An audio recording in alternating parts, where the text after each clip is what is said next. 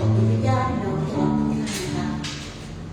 เราจะนมัสการพระเจ้าที่เป็นที่เทิดทูนเป็นที่ยกย่องบูชาพระองค์ทรงเป็นพระเจ้าที่แท้พระองค์ทรงเป็นพระเจ้าผู้ทรงพระชนของเราทั้งนั้นขอพี่น้องได้รับกำลังที่มาจากพระองค์ได้รับการทรงเจิมที่มาจากพระเจ้าได้รับพระคุณพระพร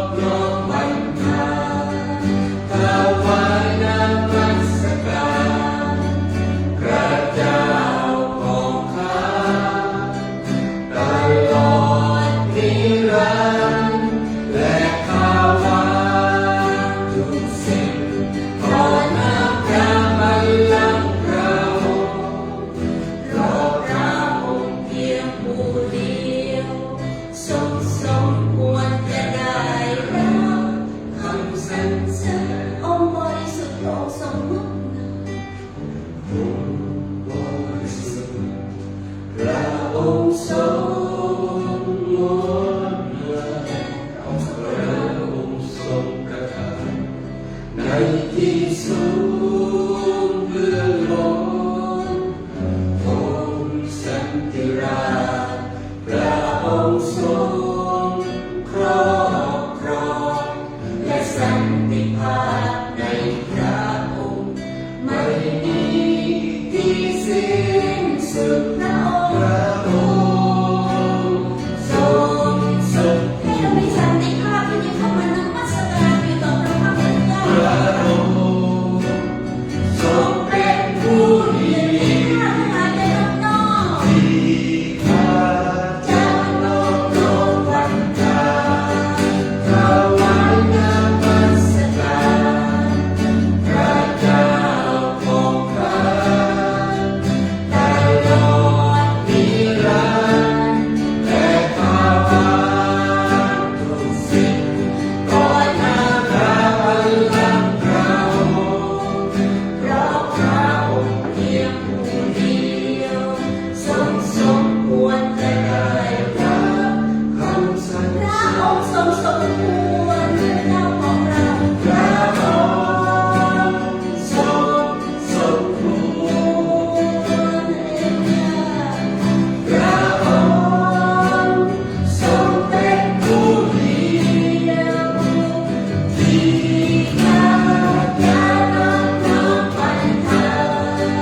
ถวายนมัสการพระเจ้าของข้าตลอดนิรันดร์และข้าวาทุกสิ่งก่อนหน้าพระบัลลังก์พระองค์เพราะพระองค์เพียงผู้เดียวทรงสมควรจะได้รับคำสรรเสริญพระองค์เพียงผู้เดียวทรงสมควรเพราะพระองค์เพียงผู้เดียวทรงสมควรจะได้รับคำสรรเสริญพระองค์เพียงผู้เดียวเพราะพระองค์เพียงผู้เดียวทรงสมควรจะได้รับคำสรรเสริญ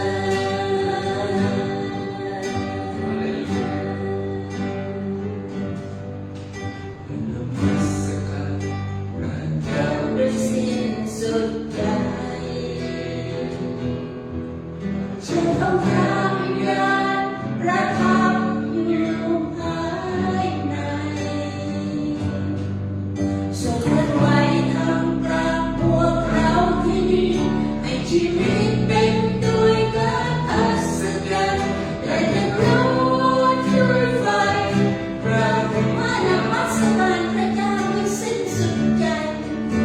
นมัสการพระเจ้าด้วยสิ้นสุดใจฮาเลลูยาพระเจ้าทรงสถิตอยู่ท่ามกลางเราเชิญองค์พระวิญญาณประทับอยู่ภายในทรงเดินไปทางการพวกเราที่นี่ให้ชีวิตเป็นด้วยการอัศจรรย์และเป็นร้อนด้วยไฟพระวิญญาณใจเราด้วยทางความยิ่งใหญ่ของพระองค์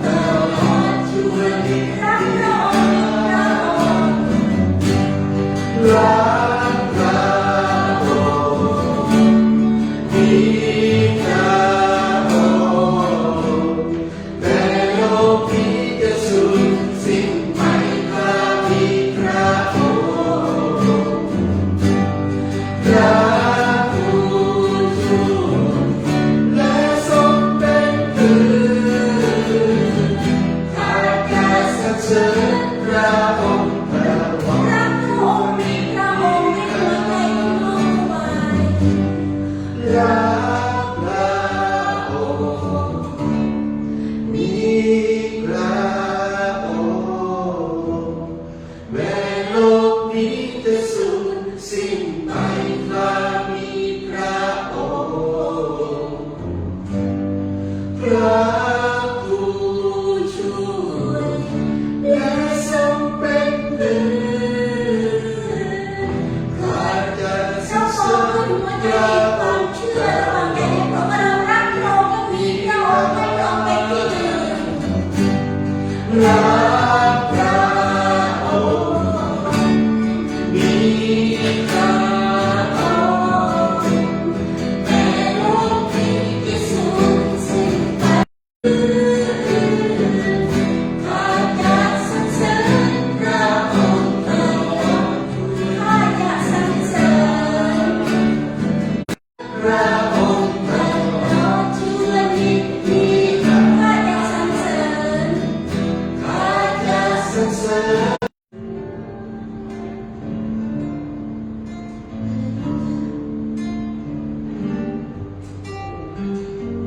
จิตวิญญาณของข้าพระองค์เอ๋ยจงร้องสาธุการแด่พระนามพระเจ้า เราทั้งหลายเข้ามาเฝ้าพระองค์ด้วยจิตวิญญาณและความจริง พระองค์ผู้ทรงครอบครองชีวิตและจิตวิญญาณนั้นเป็นของพระองค์ มาจากพระองค์และเพื่อพระองค์ผู้เดียวขอให้ชีวิตเป็นเครื่องบูชามอบจิตวิญญาณถวายมอบแด่พระเจ้า ด้วยหัวใจร้องสาธุการพระองค์ขึ้นอย่างสุด อย่างข้าร้องสาธุการพระนามพระเจ้า ฮาเลลูยา เมื่อข้ามาเข้าเฝ้าองค์พระเจ้าของข้าพระองค์ประทับอยู่เหนือคำสรรเสริญและโมทนาพระองค์ทรงครอบครองชีวิ จิ ต ตวิญญาณข้าร้องจิตวิญญาณข้าร้องสาธุการพระนามพระเจ้า เมื่อข้ามาเข้าเฝ้าองค์พระเจ้าของข้า พระองค์ประทับอยู่เหนือคำสรรเสริญและบูชาพระองค์ทรงครอบครองชีวิตข้าร้องสรรเสริญ ข้าร้องสรรเสริญองค์พระเจ้าผู้ทรงเมตตาทรงเป็นพระเจ้ายิ่งใหญ่ของข้าให้ชีวิตข้าเป็นเครื่องบูชาบริสุทธิ์แด่องค์พระเจ้าสูง ข้าร้องสรรเสริญ ข้าร้องสรรเสริญ